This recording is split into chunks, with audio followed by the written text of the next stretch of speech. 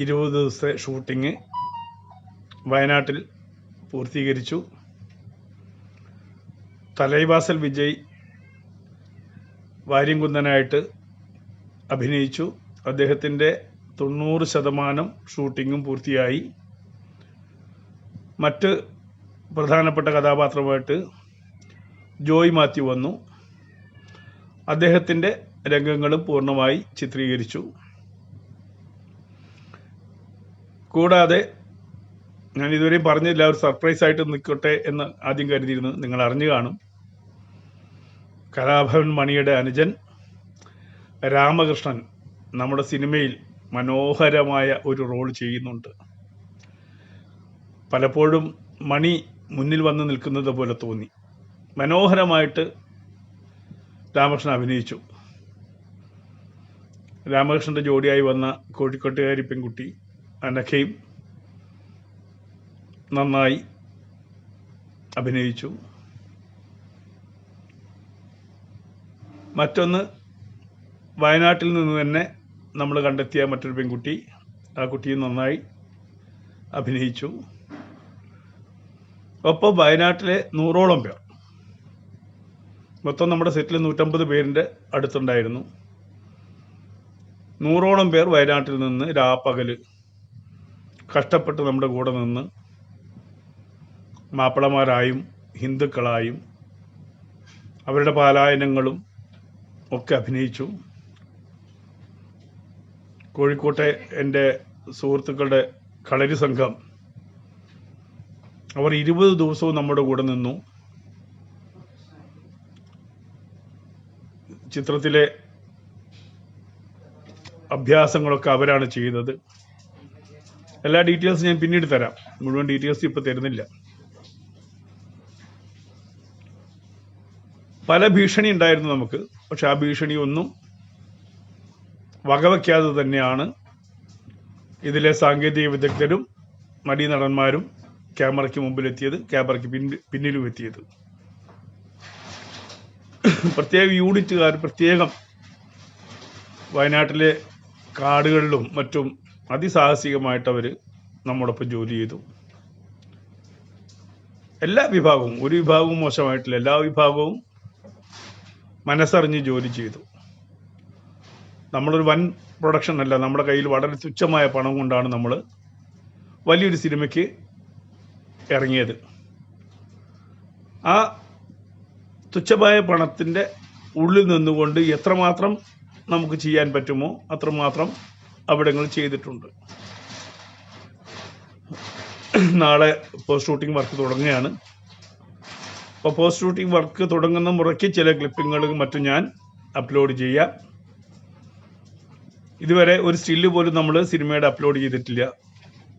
അത് മനഃപൂർവ്വമാണ്. നമുക്ക് ഏറ്റവും അത്ഭുതമുണ്ടാക്കുന്ന കാര്യം, തലൈവാസൽ വിജയ് ഇവിടെ അഭിനയിച്ച് കഴിഞ്ഞപ്പോൾ തന്നെ അദ്ദേഹത്തിൻ്റെ ഫേസ്ബുക്കിൽ നമ്മുടെ സ്ഥിരം വിളമ്പലുകാരൻ, എന്ത് വിളമ്പുന്നതെന്ന് പ്രത്യേകം പറയേണ്ട കാര്യമില്ലല്ലോ, അവർ വിളമ്പൽ ആരംഭിച്ചിരുന്നു. അദ്ദേഹം എന്നോട് ചോദിച്ചു, ഇത്രമാത്രം മോശമാണോ നമ്മുടെ നാടിൻ്റെ അവസ്ഥ? ഞാൻ പറഞ്ഞു, സാർ അത് ഇത്രമാത്രം മോശമാണ്. സാറിന് ഇപ്പോഴെങ്കിലും ബോധ്യപ്പെട്ടല്ലോ, നമ്മൾ ചെയ്യുന്നത് സിനിമയാണ്. പക്ഷെ അവരത് കാണുന്നത് മതത്തിൻ്റെ കണ്ണിലൂടെയാണ്. ആ മതത്തിൻ്റെ കണ്ണിലൂടെ കാണുമ്പോൾ അവർ കെട്ടിപ്പൊക്കിയ ദന്തഗോപുരങ്ങൾ തകർന്നു വീഴുമ്പോൾ അവർക്ക് പ്രയാസമുണ്ടാവും. ആ പ്രയാസമാണ് ഫേസ്ബുക്കിലൂടെ വന്ന് നമ്മുടെ മുമ്പിൽ അഭിഷേകം ചെയ്തിട്ട് പോകുന്ന, മലരഭിഷേകമല്ല മലഭിഷേകം ചെയ്തു പോകുന്ന ആ കൂട്ടർ നമ്മുടെ ഏറ്റവും വലിയ ബാധ്യതയാണ് എന്ന് ഞാൻ അദ്ദേഹത്തോട് പറഞ്ഞു. മാത്രമല്ല, നമ്മുടെ സെറ്റിലും ചില നുഴഞ്ഞു കയറ്റക്കാർ വന്നു. പക്ഷെ നമ്മുടെ ടീം വളരെ വിജിലൻ്റ് ആയിരുന്നു. വന്നവരെയൊക്കെ മിനിറ്റുകൾക്കത് തന്നെ നമ്മൾ പിടികൂടാൻ കഴിഞ്ഞു. അവർ പ്രാണരക്ഷാർത്ഥം ഓടി എന്ന് വേണമെങ്കിൽ പറയാം. ചിലരൊക്കെ വണ്ടി സ്റ്റാർട്ട് ചെയ്ത് നിർത്തിയിട്ടാണ് നമ്മുടെ സെറ്റിലേക്ക് വന്നത്.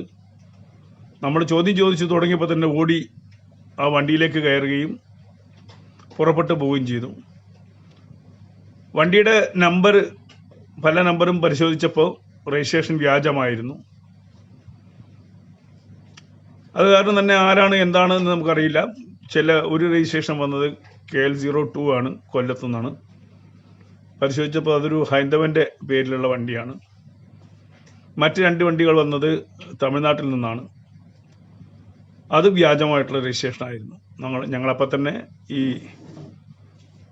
അധികാരികളുമായി ബന്ധപ്പെട്ടു. പക്ഷേ വ്യാജ രജിസ്ട്രേഷനാണ് തിരിച്ചറിഞ്ഞത്. എന്തായാലും ശരി, എന്തൊക്കെയോ ചെയ്യുമെന്ന് അവർ ഭീഷണിപ്പെടുത്തി. നമ്മൾ ആ വഴിക്ക് ചിന്തിച്ചിട്ടില്ല.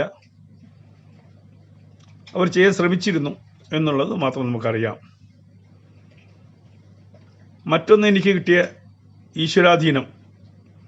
ഈ സിനിമയ്ക്ക് എന്ത് വേണമോ, ഏത് ലൊക്കേഷനിൽ എന്ത് വേണമോ അവിടെ ഈശ്വരൻ കൊണ്ടുതരുന്നത് മാതിരി എല്ലാ സംഗതികളും നമുക്ക് ഓൺ ദ സ്പോട്ടിൽ. എന്തും, പശുക്കുട്ടി വേണമെന്ന് പറഞ്ഞാൽ അവിടെ പശുക്കുട്ടി ഉണ്ടാവും, പുല്ല് വേണമെന്ന് പറഞ്ഞാൽ അവിടെ പുല്ലുണ്ടാവും. അങ്ങനെ നമ്മൾ ലൊക്കേഷനിൽ എനിക്ക് അത്ഭുതം തോന്നിയിട്ടുണ്ട്. എൻ്റെ സിനിമയിൽ ഞാൻ ഇന്ന് വരെ അങ്ങനെ ഒരു സിനിമ ചെയ്തിട്ടില്ല. നമുക്ക് വേണ്ടുന്ന, വളരെ അത്യാവശ്യമായി വേണ്ടുന്ന എല്ലാ സംഗതികളും ആ പരിസരത്തുണ്ടാവും. കൈ എത്തുന്ന ദൂരത്ത് എല്ലാ വസ്തുക്കളും നമുക്ക് ലഭിച്ചു. പാലക്കാട് നിന്ന് കാളവണ്ടി കൊണ്ടുവരണം എന്ന് വെച്ച് അതിനുവേണ്ടി ലോറിയും കാര്യങ്ങളൊക്കെ ഏർപ്പാട് ചെയ്തു വെച്ചപ്പോഴാണ് കാളവണ്ടി നേരെ ഞങ്ങളുടെ മുമ്പിൽ വന്നുപെടുന്നത്. അങ്ങനെ ഓരോന്നും, ഈ സിനിമയുടെ ഓരോ വർക്കിലും ദൈവനിശ്ചയം പോലെ ഒരു മുടക്കവുമില്ലാതെ, ഞങ്ങൾ ഷൂട്ട് ചെയ്യുന്നിടത്ത് മാത്രം മഴ പെയ്യാതിരിക്കുകയും വയനാട്ടിലെ മറ്റ് പ്രദേശങ്ങളിലൊക്കെ ആർത്തലച്ച് മഴ പെയ്യുന്നതും ഞങ്ങൾക്ക് കാണാൻ കഴിഞ്ഞു. വയനാടിൻ്റെ ഓരോ കോണിലും, അമ്പലവയൽ, പനമരം, കൽപ്പറ്റയിലെ ഒരു കുടുംബം, ഞാൻ ആ കുടുംബത്തിൻ്റെ പേരൊന്നും പറയുന്നില്ല, ഒരു കുടുംബം ഞങ്ങൾക്ക് 4 ദിവസമാണ് അവരുടെ എല്ലാ സംഗതികളും വിട്ടിട്ട് ഞങ്ങളെ ഒരു ബന്ധുജനങ്ങളെപ്പോലെ സംരക്ഷിക്കുകയും ഞങ്ങൾക്ക് വേണ്ട എല്ലാ ഒത്താശകളും ചെയ്തത്. മീനങ്ങാടിയിൽ ആറൻ കുപ്പത്തോടിൻ്റെ കുടുംബം. അതുപോലെ എടുത്തു പറയേണ്ട ഒരു പേര് മീനങ്ങാടിയിലെ എൻ്റെ സുഹൃത്ത് സന്തോഷിൻ്റെതാണ്. സന്തോഷ് ജോലി ചെയ്തത് എങ്ങനെയാണെന്ന് എനിക്കറിയില്ല. രാവും പകലും, രാവിലെ 5 മണി മുതൽ രാത്രി 1 മണി വരെയും നിരന്തരമായി ഫോൺ ചെയ്തുകൊണ്ട് വയനാടിൻ്റെ വിവിധ കേന്ദ്രങ്ങളിൽ നിന്ന് എനിക്ക് വേണ്ടുന്ന ആളുകൾ എത്തിയാൽ പോരാ. ഈ ഇന്നത്തെ കാലത്തെ സ്റ്റൈലിൽ മുടി വളർത്തിയ ആ ആളുകൾ എത്തിയാൽ രാവിലെ 7 മണിക്ക് നമ്മുടെ 10-20 പേരുടെ തല പഴയ കാലത്തെ രീതിയിലേക്ക് വടിച്ചു മാറ്റും.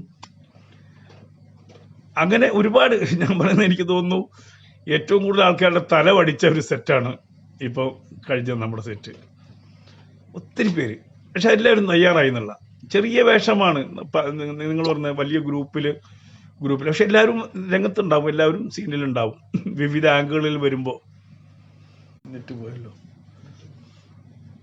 കൊച്ചുകുട്ടികൾ, അതേപോലെ വൃദ്ധന്മാര്. അത്ഭുതം തോന്നും. ഒരുപാട് പ്രായമുള്ളവർ എനിക്ക് വേണ്ടിയിട്ട് ഹൈന്ദവരുടെ പാലായനത്തിൻ്റെ സീനിലൊക്കെ കഷ്ടപ്പെട്ട് മല കയറി നട്ടുച്ചയ്ക്ക് നല്ല കൊടും വെയിലിൽ അവരങ്ങോട്ടും ഇങ്ങോട്ടും നടന്ന്, അവരുടെ മുഖം പോലും എനിക്ക് തിരിച്ചറിയില്ല, അത്രമാത്രം അധികം ആളുകളുണ്ടായിരുന്നു. അവരോടൊക്കെ തന്നെ ഞാൻ ഇപ്പോൾ കൈകൂപ്പി നന്ദി പറയുകയാണ്. ഒരുപാട് സഹിച്ചിട്ടുണ്ട് വയനാട്ടിലെ ഒരുപാട് ചെറുപ്പക്കാർ, ഒരുപാട് കുടുംബങ്ങൾ.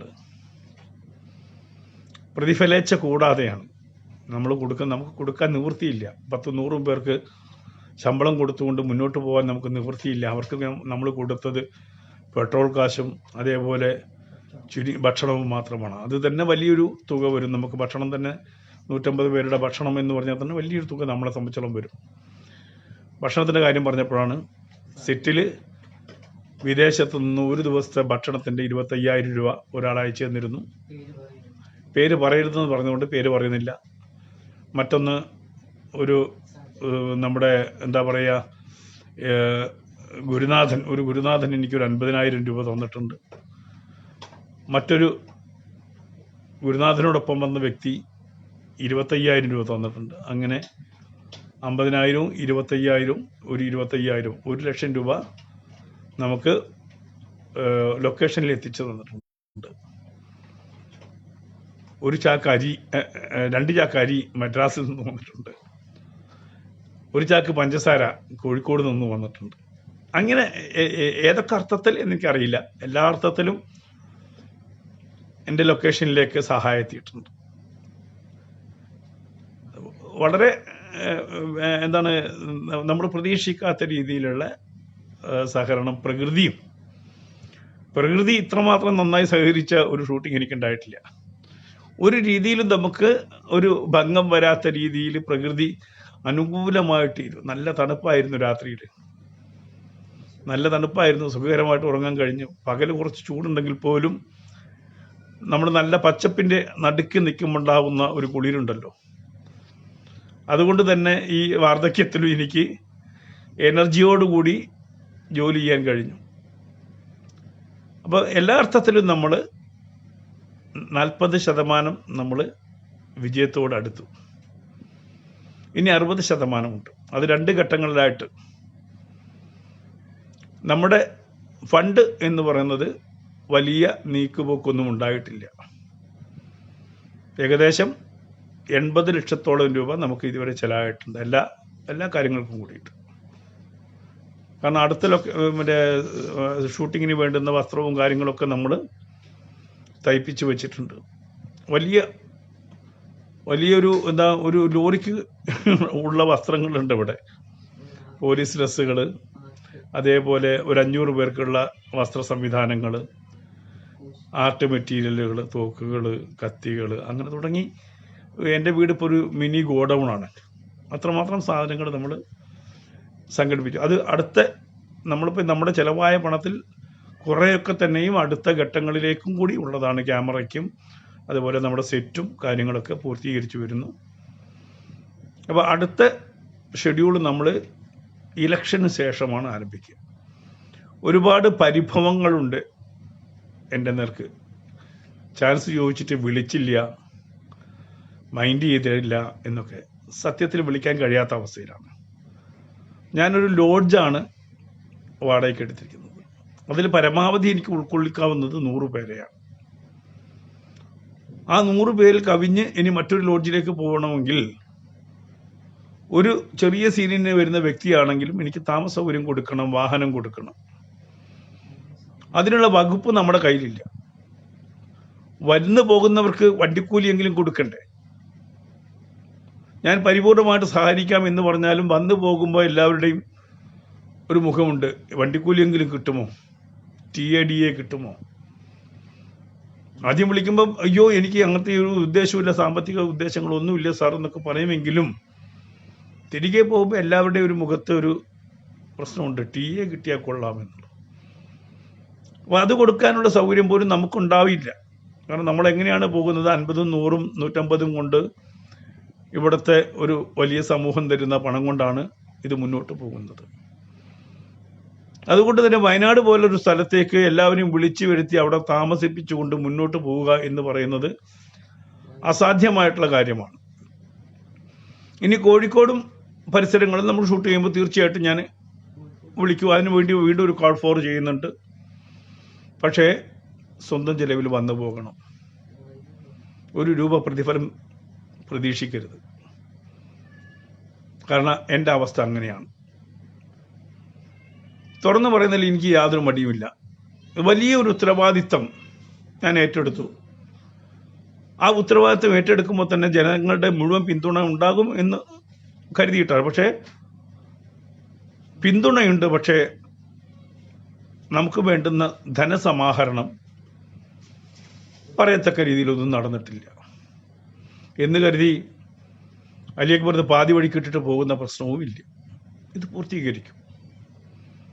ഭഗവാന്റെ സഹായം കൊണ്ട് ഈ ചിത്രം പൂർത്തീകരിക്കപ്പെടും. അത് പൂർത്തീകരിക്കുക എന്നുള്ള ദൗത്യം ആരോ എന്നെ ഏൽപ്പിച്ചിട്ടുണ്ട്. ആ ദൗത്യത്തിലേക്ക് തന്നെ മുന്നോട്ട് പോകും, അതിൽ യാതൊരു സംശയവുമില്ല.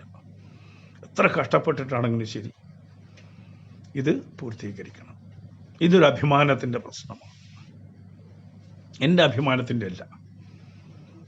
ഈ മലബാറിൻ്റെ അനുഭവിച്ച ഒരുപാട് ആളുകളുടെ അഭിമാനത്തിൻ്റെ പ്രശ്നം തന്നെയാണ്. ഒരുപക്ഷെ അവരായിരിക്കാം എനിക്ക് കാവലായിട്ടും എനിക്ക് സഹായമായിട്ടും ഈ ഷൂട്ടിങ്ങിൻ്റെ വിവിധ ഘട്ടങ്ങളിൽ വന്നിരിക്കുന്നത്. കുറേ ആത്മാക്കളുണ്ട്, ശരീരമില്ലാത്ത ആത്മാക്കൾ. അവരായിരിക്കണം. ഞാൻ നേരത്തെ പറഞ്ഞില്ലേ, ലൊക്കേഷനിൽ എന്ത് വേണമെന്ന് പറയുമ്പോൾ തൊട്ടടുത്ത് ഇതാ ഇവിടെ ഉണ്ട് എന്ന് ചൂണ്ടിക്കാണിച്ചത് അവരായിരിക്കണം എന്നാണ് ഞാൻ കരുതുന്നത്. എന്തായാലും വിശ്രമമില്ല. നാളെ മുതൽ ഇതിൻ്റെ മറ്റു സാങ്കേതികമായിട്ടുള്ള എഡിറ്റിംഗ് കാര്യങ്ങളിലേക്ക്, ഷൂട്ട് ചെയ്തിടത്തോളം കാര്യങ്ങൾ എഡിറ്റ് ചെയ്യാൻ വേണ്ടി പോകുന്നു. നമ്മൾ ഷൂട്ട് ചെയ്തിരിക്കുന്നത് റോ ഫയലിലാണ്, വലിയ ഫയലുകളാണ്, സമയമെടുക്കും. സാങ്കേതികതയിൽ നമ്മൾ യാതൊരു വിട്ടുവീഴ്ചയും ചെയ്തിട്ടില്ല. ഏറ്റവും ലേറ്റസ്റ്റ് ക്യാമറയാണ് നമ്മൾ ഉപയോഗിച്ചത്, നല്ല യൂണിറ്റ് തന്നെയാണ് നമ്മൾ ഉപയോഗിച്ചത്. ഒരർത്ഥത്തിലും നമ്മൾ അക്കാര്യത്തിലൊന്നും ഒരു പിശുക്കും കാണിച്ചിട്ടില്ല. ഒരു സിനിമയ്ക്ക് വേണ്ടുന്ന എല്ലാ കാര്യങ്ങളും ഉണ്ടായിരുന്നു. പ്രഗത്ഭരാണ് എല്ലാ പണിയും ചെയ്തത്. അതുകൊണ്ട് ദോഷമൊന്നും ഉണ്ടായിട്ടില്ല എന്ന് മനസ്സ് പറയുന്നു. ഇനി എന്തെങ്കിലും ചെറിയ പാളിച്ചകൾ ഉണ്ടെങ്കിൽ പോലും നമുക്ക് ഈ 3 ഘട്ടങ്ങളായതുകൊണ്ട് തന്നെ എല്ലാം കറക്റ്റ് ചെയ്യാനുള്ള അവസരവും നമുക്കുണ്ട്. ആ രീതിയിലാണ് ഇത് നമ്മൾ പ്ലാൻ ചെയ്തിരിക്കുന്നത്. ഇനിയുള്ള അടുത്ത ഘട്ടത്തിൽ ഒരുപാട് ആർട്ടിസ്റ്റ് ഒരുമിച്ച് വരും. നമുക്ക് തുടങ്ങാൻ പോകുന്നത് ബ്രിട്ടീഷ് ഭാഗമാണ്. അതിൽ പ്രധാന കളക്ടർ തോമസ്,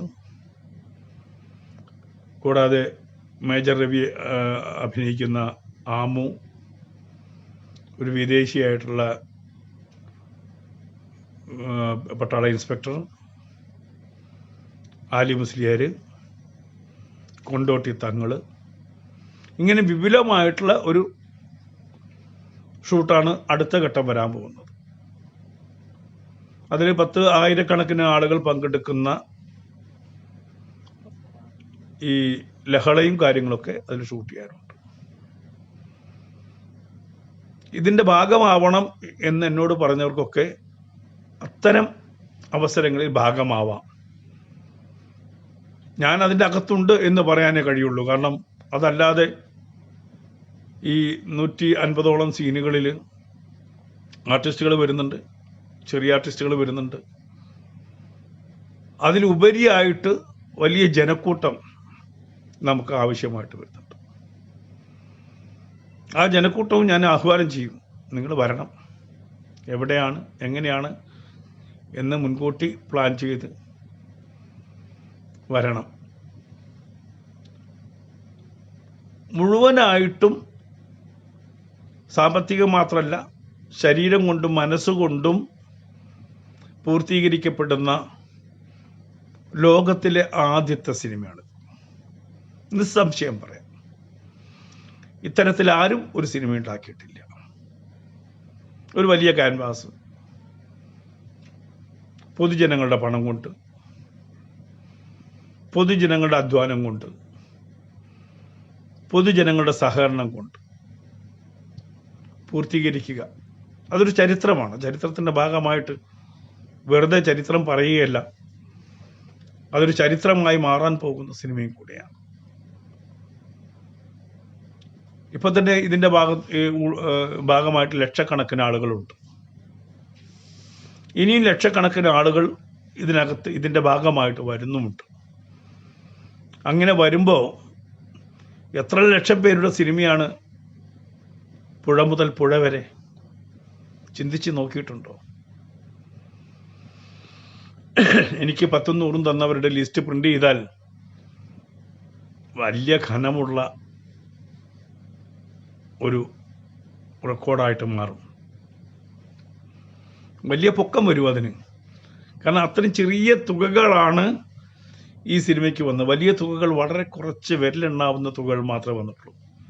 ബാക്കി 50, 100, 25, 35 ഒക്കെ ആയിട്ടാണ് ഇതിലേക്ക് വന്നിരിക്കുന്നത്. അപ്പം അതുകൊണ്ട് തന്നെ ഇതിൻ്റെ പങ്കാളിത്തം വലിയൊരു പങ്കാളിത്തമാണ് ഇതിനുണ്ടായിട്ടുള്ളത്. അത്രയും കുടുംബങ്ങൾ ഈ സിനിമ കാണുമ്പോൾ തന്നെ മലയാളത്തിലെ ഏറ്റവും വലിയൊരു ഹിറ്റായിട്ട് ഈ സിനിമ മാറും. ഈ സിനിമയോട് സഹകരിച്ച കുടുംബങ്ങൾ ഈ സിനിമ കാണുമ്പോൾ തന്നെയും ഇത്രയധികം ആളുകളുടെ സിനിമ അവര് വന്ന് കാണുമ്പോൾ തന്നെ അതൊരു വലിയ വിജയമായി മാറും എന്നുള്ളതിൽ ആർക്കും സംശയം വേണ്ട. പലർക്കും സംശയമുണ്ട് ഈ സിനിമ ആര് കാണുന്നു. ഈ സിനിമ കോടിക്കണക്കിന് ജനങ്ങൾ കാണും, കോടിക്കണക്കിന് ജനങ്ങൾ കാണും. അത് യാതൊരു സംശയം അലി അക്ബറിനില്ല. ആ കോടിക്കണക്കിന് ജനങ്ങൾക്ക് വേണ്ടിയിട്ടാണ് നമ്മൾ കുറച്ച് ലക്ഷക്കണക്കിന് ജനങ്ങൾ ഇത് സൃഷ്ടിക്കുന്നത്. ചിരിയന്മാരൊക്കെ വന്നിട്ടുണ്ട്, അട്ടഹസിച്ചിരിക്കുന്നുണ്ട്. അവർ ചിരിക്കണം. ഒരു പക്ഷേ എനിക്ക് ഈ സിനിമ തുടങ്ങിയപ്പോൾ നമ്മുടെ ഫേസ്ബുക്കിൽ വന്ന് ഇങ്ങനെ അട്ടഹസിച്ച് ചിരിച്ച ആളുകളാണ് നമ്മുടെ ഏറ്റവും വലിയ പ്രചോദനം. ഏറ്റവും വലിയ പ്രചോദനം അവർ തന്നെയാണ്. അവരുടെ ഈ കളിയാക്കലും ഈ എന്താണ് ഏറ്റവും വൃത്തികെട്ട രീതിയിൽ നമ്മുടെ ഇതില് കമന്റുകൾ ഒക്കെ വരുമ്പോൾ മനം മടുക്കുകയല്ല ചെയ്യുന്നത്. എൻ്റെ അനാരോഗ്യം പോലും മറന്ന് ഇതിനോട് പടവെട്ടാനുള്ള ഒരു പടക്കുതിരയെ പോലെ മനസ്സ് വായുകയാണ്. ഞാൻ ഭയപ്പെട്ടിരുന്നു.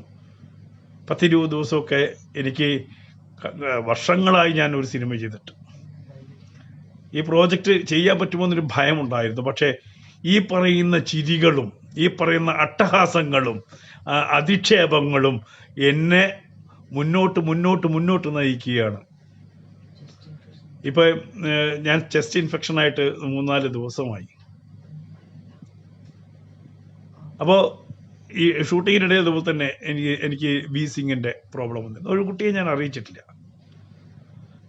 അപ്പോൾ അങ്ങനെ വന്നപ്പോൾ ഇത് മനസ്സിലാക്കിയ ചില കുടുംബങ്ങള് രാവിലെ എനിക്ക് ഫ്ലാസ്കില് ചുക്കുവെള്ളം കൊണ്ടുതരും. അവര് വന്ന് മാറി മാറി ഇടയ്ക്കിടയ്ക്ക് സാറേ കുടിക്കണേ, അങ്ങനെ ചുക്കുവെള്ളം കുടിപ്പിച്ചിട്ടൊക്കെയാണ് എന്നെ അവിടെ നിലനിർത്തിയത്. അതൊക്കെ ഓർക്കുമ്പോൾ ഭയങ്കര ഒരു രസമാണ്. ജീവിതത്തിൽ ഒരിക്കലും മറക്കില്ല കഴിഞ്ഞ 20 ദിവസത്തെ ഷൂട്ടിങ് വയനാട്ടിലെ. പിന്നെ ഭക്ഷണം ഉണ്ടാക്കി തന്നത് എൻ്റെ സുഹൃത്താ സാജനോടും കുടുംബത്തോടും ഒക്കെ എത്ര നന്ദി പറഞ്ഞാൽ മനസ്സിലാവില്ല. സാജന്റെ കുടുംബം, അതേപോലെ സന്തോഷിന്റെ കുടുംബം, പേരെടുത്ത് പറയുന്നില്ല, എനിക്ക് താമസ സൗകര്യം തന്ന റജി, അങ്ങനെ തുടങ്ങി എത്ര പേര്, ഓരോ കുടുംബങ്ങളും ഷൂട്ട് ചെയ്യാൻ പോയി ഷൂട്ടിങ്ങിന് ഇടം തന്ന കുടുംബങ്ങൾ,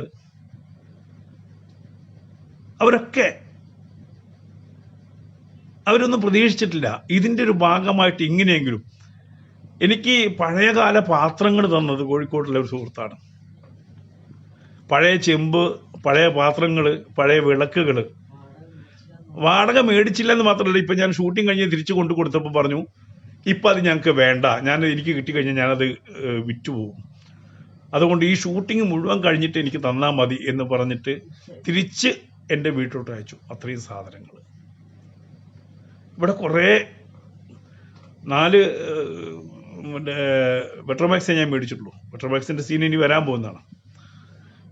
അതിൽ കൂടുതൽ പെട്രോമാക്സുകൾ ഇവിടെ വന്നു, പലരും കൊണ്ടു തന്നു. അതൊക്കെ കാണുമ്പോഴാണ് ഇങ്ങനെയും സിനിമ ചെയ്യാമല്ലോ, അല്ലെങ്കിൽ ഇങ്ങനെയും നമുക്ക് പറയാനുള്ള കാര്യങ്ങൾ പറയാമല്ലോ എന്ന് മനസ്സിലാവുന്നു. ഇപ്പൊ നമുക്ക് ഇലക്ഷന്റെ തിരക്കിലാണ്. അവസരം കിട്ടാത്തവരുടെ കരച്ചിലിന്റെ തിരക്കിലാണ്. അവസരത്തിന് വേണ്ടി ഓടുന്ന ആൾക്കാരുടെ തിരക്കിലാണ്. ഇവിടെയാണ്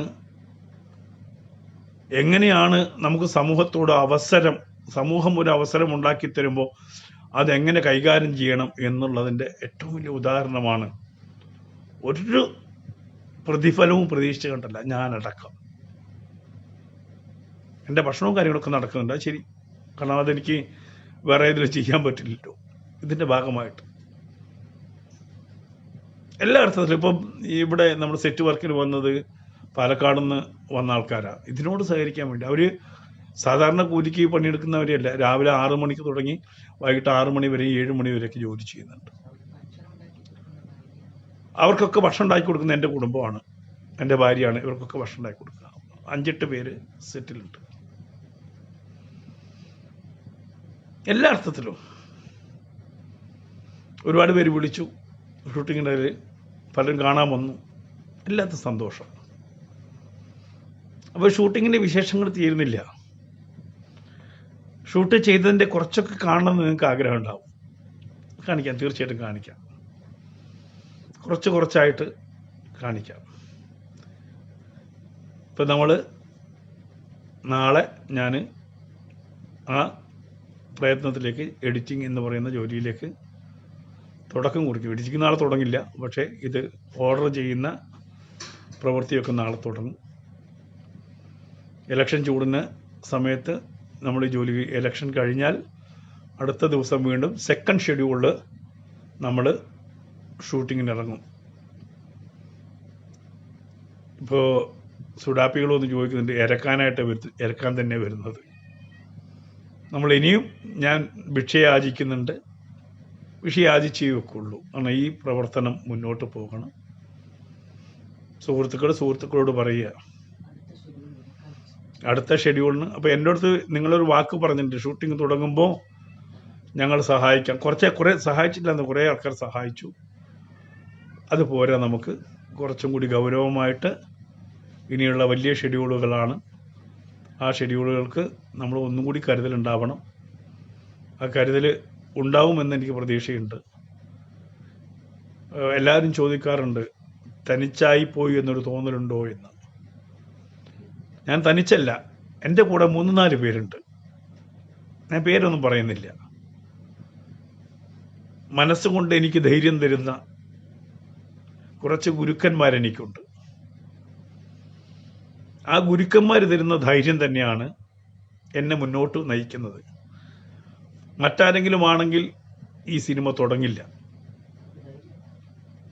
ആ തുടങ്ങാൻ അവർക്ക് ധൈര്യം ഉണ്ടാവില്ല. പക്ഷെ എനിക്ക് ധൈര്യമുണ്ടാകുന്നത് ഇത് മുന്നോട്ട് പോകും, ഇത് പൂർത്തീകരിക്കും, അത് കാലത്തിൻ്റെ നിയോഗമാണ് എന്ന് പറഞ്ഞുകൊണ്ട് എന്നെ സമാശ്വസിപ്പിച്ച് പിടിച്ചു നിർത്തുന്ന ചില ആത്മബന്ധങ്ങളുണ്ട്. ആ ആത്മബന്ധങ്ങൾ തന്നെയാണ് ഇതിൻ്റെ മുന്നോട്ടുള്ള ശക്തി. അതേപോലെ ഇപ്പോൾ ഈ ചിരി ഇട്ട് കളിക്കുന്ന സുഡാപ്പികളാണ് എനർജിയുടെ തീപ്പൊരി എന്ന് പറയുക. ആസനത്തിന് തീ പിടിച്ച പോലെ പുകഞ്ഞുകൊണ്ടോടുന്ന ആ സുഡാപ്പികളുടെ രോദനം എനിക്കൊന്ന് കാണണം. ഇത് പൂർത്തിയാക്കുമോ എന്നുള്ള ചിന്തയിൽ ചന്തിക്ക് തീ പിടിച്ച് ഓടുന്ന, ഇപ്പോഴും ഓടിക്കൊണ്ടിരിക്കുന്ന അവരുടെ മുഖം എനിക്കൊന്ന് കാണണം. അത് ഭീഷണിയുടെ നായ്ക്കൊരെണ്ണ ബോംബ് ഉണ്ടാക്കി വെച്ചിട്ടുണ്ട്, ഇങ്ങോട്ട് വാ, ഇതിനെ ശരിയാക്കി തരാൻ നോക്കിയാൽ. ആരെയും കണ്ടില്ല. ഞാൻ ഭീഷണിയോ കാര്യങ്ങളോ ഒന്നും അല്ല പറയുന്നത്. നമുക്കതിനൊന്നും മറുപടി പറയാനും നേരില്ല. പക്ഷെ ഇത് കാണാനൊരു രസമാണ്. മൂട്ടിന് തീ പിടിച്ചിട്ട് അങ്ങോട്ടും ഇങ്ങോട്ടും ചാടുന്നത് കാണാനൊരു രസമാണ്. ചരിത്രത്തിൻ്റെ ദുർവ്യാഖ്യാനങ്ങളെ തട്ടിമാറ്റിയിട്ട് സത്യമായിട്ടുള്ളത് ചിലതൊക്കെ ഷൂട്ട് ചെയ്യുമ്പോൾ എനിക്ക് നല്ല വേദന തോന്നിയിട്ടുണ്ട്. ചുറ്റുമുള്ളവർ കരഞ്ഞിട്ടുണ്ട്. ഇത് ഷൂട്ട് ചെയ്ത് കണ്ടപ്പോൾ അത് കാഴ്ചക്കാരായി നിന്നവർ വിതുമ്പുന്നതും ഞാൻ കണ്ടിട്ടുണ്ട്. അപ്പോൾ അത് അനുഭവിച്ചവരുടെ വേദന എത്രമാത്രം ഉണ്ടാകുമെന്ന് ആലോചിച്ച് നോക്കൂ. ഷൂട്ട് ചെയ്യുന്ന സീൻ കണ്ടിട്ട് അമ്മമാരൊക്കെ കരഞ്ഞു.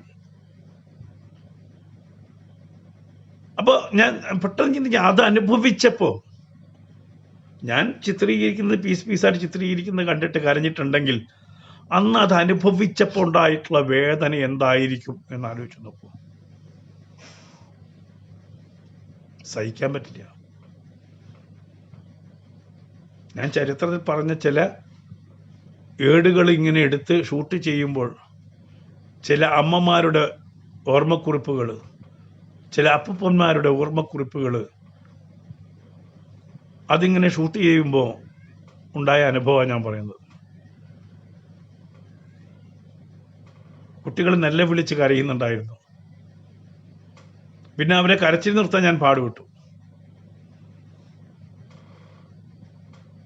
അപ്പോൾ കാഴ്ചയുടെ വേദന എന്താണ് എന്ന് നമുക്ക് ഇത് ചിത്രീകരിക്കുമ്പോൾ തന്നെ ഫീൽ ചെയ്തിട്ടുണ്ട്, നെഞ്ചു തട്ടിയിട്ടുണ്ട്.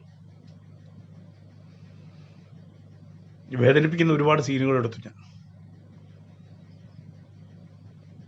വേദനിപ്പിക്കുന്ന ഒരുപാട് സീനുകൾ.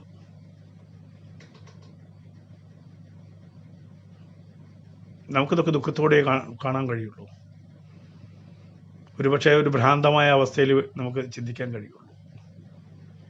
ഇങ്ങനെയൊക്കെ ഉണ്ടായിട്ടുണ്ടോ, ഇങ്ങനെയൊക്കെ മനുഷ്യരെ ചെയ്തിട്ടുണ്ടോ, ദ്രോഹിച്ചിട്ടുണ്ടോ, ഇങ്ങനെയൊക്കെ ചെയ്യാൻ പറ്റുമോ എന്നൊക്കെ ചിന്തിക്കുന്നു. നിങ്ങൾ ചരിത്രം ശരിക്കും വായിച്ചിട്ടുണ്ടോ? വായിച്ചിട്ടുണ്ടാവും, എല്ലാവരും വായിച്ചിട്ടുണ്ടാവും. മാധവൻ നായരുടെ പുസ്തകം വായിച്ചിട്ടുണ്ടാവും.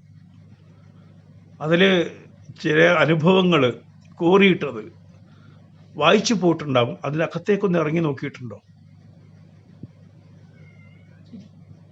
അതിൻ്റെ അകത്തേക്കൊന്ന് ഇറങ്ങി നോക്കണം. ആ ഇറങ്ങി നോക്കുമ്പോഴാണ്, അതിനെ വിഷ്വലൈസ് ചെയ്യുമ്പോഴാണ്, അതിനെ ഷോട്ടുകളായി മാറ്റുമ്പോഴാണ് നമ്മുടെ കണ്ണ് നിറയുക. ശരിക്കും രാമകൃഷ്ണൻ ഗ്ലിസറിൻ ഉപയോഗിക്കാതെ കണ്ണിൽ നിന്ന് കുട്ടുകൂടാ കണ്ണുനീര് ചാടിപ്പോകുന്നത് ഞാൻ കണ്ടിട്ടുണ്ട്. പല ഷോട്ടിലും ഗ്ലിസറിൻ ഉപയോഗിച്ചിട്ടില്ല. ആ സിറ്റുവേഷനിൽ ചിതറിക്കിടക്കുന്ന ദേഹങ്ങളെ നോക്കി വിതുമ്പുന്ന സീക്വൻസ് എല്ലാവരും സ്തബ്ധരായി നോക്കി നിൽക്കുക ചെയ്ത്, കാണികളൊക്കെ. മനോഹരമായി രാമകൃഷ്ണൻ ചെയ്തിട്ടുണ്ട്. മണിയുടെ സ്ഥാനത്തേക്ക് തന്നെയാണ് രാമകൃഷ്ണന്റെ യാത്ര, ഒരു സംശയവും വേണ്ട. ഒരു ഗ്രേറ്റ് ആർട്ടിസ്റ്റാണ്. ജോയ് മാത്യു നന്നായി സഹകരിച്ചു. Thalaivasal Vijay done fantastic job, അങ്ങനെ തന്നെ പറയാം.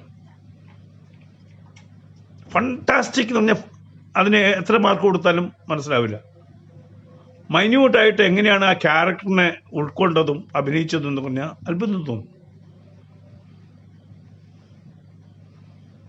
ഒരു വില്ലേനിയസത്തിനെ വളരെ സമർത്ഥമായിട്ട് അദ്ദേഹം ഉൾക്കൊള്ളുകയും വളരെ നന്നായി ചെയ്യുകയും ചെയ്തു. ഒരുപാടല്ല, കുറച്ച് മതി.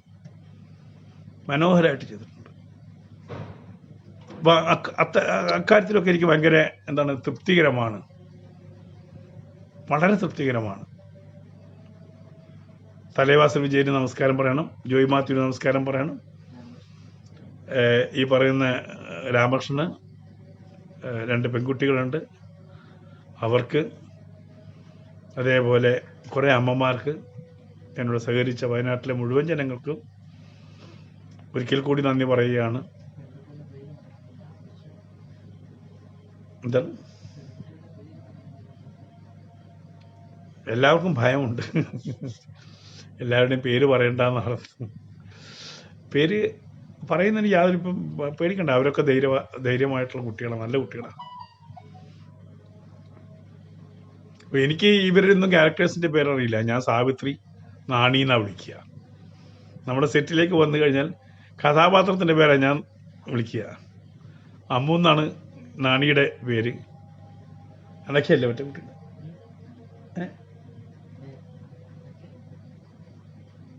എന്താണ്? ആഗ്നയാണ് നായികയുടെ പേര്. കാരണം എനിക്ക് ഈ പേര് ഓർമ്മ വരില്ല. നമ്മളെപ്പോഴും ക്യാരക്ടറിന്റെ പേര് നാണി, അതേപോലെ തന്നെ സാവിത്രി എന്നാ വിളിക്കുക. പക്ഷെ രാമകൃഷ്ണനെ വിളിക്കുമ്പോൾ മാത്രം പലപ്പോഴും അറിയാതെ മണി എന്ന് വിളിച്ചു പോയിട്ടുണ്ട്. മണി അങ്ങനെയല്ല എന്ന് പറഞ്ഞു പോകുമ്പോൾ പലപ്പോഴും രാമകൃഷ്ണന്റെ കണ്ണ് നിറയും. പലപ്പോഴും എനിക്ക് ഫ്രെയിമിന്റെ മുമ്പിൽ നിൽക്കുമ്പോൾ മണി അങ്ങ് നിൽക്കുന്ന മാതിരി അറിയാതെ ഞാൻ മണി എന്ന് രാമകൃഷ്ണനെ വിളിച്ചു പോയിട്ടുണ്ട്. നല്ല താളമാണ്, ഡാൻസറല്ലേ, അഭിനയത്തിനും ആ താളമുണ്ട്, ആ മെയ്വഴക്കം നന്നായിട്ട് വന്നിട്ടുണ്ട് എല്ലാ കാര്യത്തിലും. ചെറിയ ഫൈറ്റിലാണെങ്കിൽ പോലും നമുക്ക് പെട്ടെന്ന് മണി ഇങ്ങനെ മുന്നിൽ വന്ന് നിൽക്കുന്നൊരു തോന്നും. അത്ര നന്നായി ചെയ്തിട്ടുണ്ട്. ഇനി ആരൊക്കെ വിട്ടുപോയിട്ടുണ്ട്, പരിഭവം ഉണ്ടാവരുത് ആർക്കും. എവിടെ നിന്നൊക്കെ എങ്ങനെയൊക്കെ എന്തൊക്കെ ഷൂട്ട് ചെയ്തത് എനിക്കറിയില്ല. അത്രമാത്രം ഓടി നടന്ന് ഷൂട്ട് ചെയ്തു. വയനാട്ടിൻ്റെ എല്ലാ ഭാഗത്തും എന്തൊക്കെ ഷൂട്ട് ചെയ്ത് ഇനി നാളെ എനിക്ക് ഈ ഹാർഡ് ഡിസ്ക് കമ്പ്യൂട്ടറിൽ ഘടിപ്പിക്കുമ്പോൾ മാത്രമേ അറിയാൻ പറ്റൂ. അത്രമാത്രം ഷൂട്ട് ചെയ്തിട്ടുണ്ട്, വിവിധങ്ങളായിട്ടുള്ള ഷോട്ടുകൾ. പറയാൻ വിട്ടുപോയി, നമ്മുടെ അമ്പലവയലിനടുത്തുള്ള അച്ചുവേട്ടൻ്റെ വീടും ഞങ്ങൾ ഷൂട്ട് ചെയ്തു. അച്ചുവേട്ടൻ്റെ കുടുംബം മുഴുവൻ ഞങ്ങളുടെ സിനിമയിൽ അഭിനയിച്ചിട്ടുണ്ട്. അച്ചുവേട്ടൻ, അതേപോലെ തന്നെ രാമേട്ടൻ, പള്ളിയറ രാമേട്ടൻ്റെ കുടുംബം മുഴുവൻ നമ്മുടെ സിനിമയിലുണ്ട്. കൽപ്പറ്റയിലെ പള്ളിയറ രാമേട്ടൻ്റെ തറവാട്. അങ്ങനെ ഓർത്തെടുത്ത് പറയുമ്പോൾ ഒരുപാട് എനിക്ക് പറയേണ്ടി വരും. ഇന്ന് പറഞ്ഞാൽ തീരില്ല. എന്തായാലും വിശേഷങ്ങൾ ഇനിയും ഉണ്ട്, നമുക്ക് മുന്നോട്ട് പോകാം.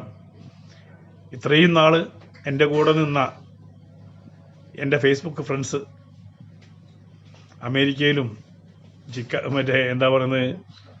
അങ്ങ് ആഫ്രിക്ക, എല്ലായിടത്തുമുള്ള എൻ്റെ സുഹൃത്തുക്കൾ, അവരൊക്കെ പണം അയച്ചിട്ടുണ്ട്. എല്ലാവർക്കും നന്ദി.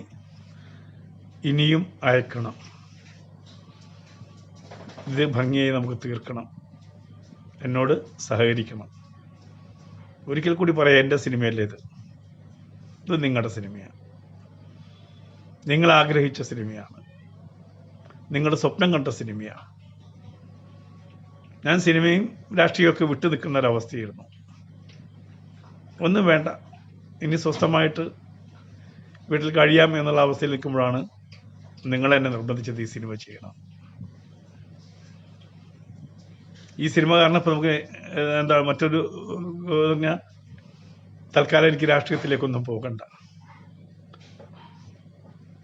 മത്സരിക്കാൻ പോകണ്ട. എല്ലാവരെയും സഹായിക്കാം, ജയിക്കണം എല്ലാവരും.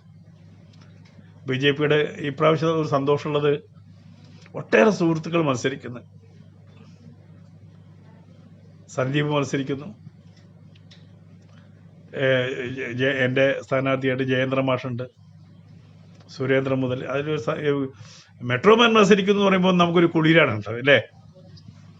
മെട്രോമാൻ നമ്മുടെ സ്ഥാനാർത്ഥിയായിട്ട് മത്സരിക്കുന്നു പറയുമ്പോൾ സത്യത്തിൽ ഹൃദയത്തിൻ്റെ അകത്തുനിന്ന് അദ്ദേഹത്തിൻ്റെ ഒന്ന് പോകണം, ഒന്ന് കാല് തൊട്ട് തൊഴണം എന്നാഗ്രഹിച്ചിട്ടുണ്ട്. അത്രയും വലിയ, അതേപോലെ എല്ലാ യങ്സ്റ്റേഴ്സ്, എല്ലാ ചെറുപ്പക്കാർ, ഇവരൊക്കെ മത്സരിക്കണം എന്ന് ഉള്ളിൻ്റെ ഉള്ളിൽ ഒരുപാട് ആഗ്രഹിച്ചിരുന്നു ഞാൻ. അത് പൂർത്തീകരിച്ച് കണ്ടപ്പോൾ വല്ലാത്ത ഒരു സന്തോഷമുണ്ട്. നമ്മുടെ ചാനലുകളിലെ നല്ല വാഗ്മികളൊക്കെ മത്സരരംഗത്തുണ്ട്. ആ പ്രദേശത്തുള്ളവർ സഹായിക്കണം. ഇപ്രാവശ്യം മാറ്റമുണ്ടാവണം. മാറ്റമുണ്ടാവുമെന്ന് മനസ്സ് പറയുന്നു. മനസ്സ് പറഞ്ഞാൽ പോരല്ലോ, മനസ്സ് മാത്രം പറഞ്ഞാൽ പോരാ, പ്രവർത്തനത്തിലും വേണമല്ലോ. പ്രവർത്തിക്കാൻ ആരോഗ്യമുള്ള ചെറുപ്പക്കാരിറങ്ങണം. ഓരോ വീടുകളിലും പോയി വോട്ട് ചോദിക്കണം. 10-20 ദിവസമേ ഉള്ളൂ. നല്ല സ്ഥാനാർത്ഥികൾ, ആ സ്ഥാനാർത്ഥികളുടെ ചുറ്റുപാടുമുള്ള ഷൊർണൂരുള്ളവർ, പാലക്കാടുള്ളവർ, അങ്ങനെ പറഞ്ഞാൽ കേരളത്തിൽ മുഴുവനുള്ള ആൾക്കാർ, ആരെയും ഒഴിവാക്കാൻ പറ്റില്ല. നമുക്ക് ഒരാളെ ഒഴിവാക്കാൻ പറ്റില്ല. എല്ലാവരും നല്ല സ്ഥാനാർത്ഥികൾ. സുരേന്ദ്രൻ മുതൽ ഇങ്ങേറ്റുള്ള എല്ലാ നേതാക്കളും ഉണ്ട്.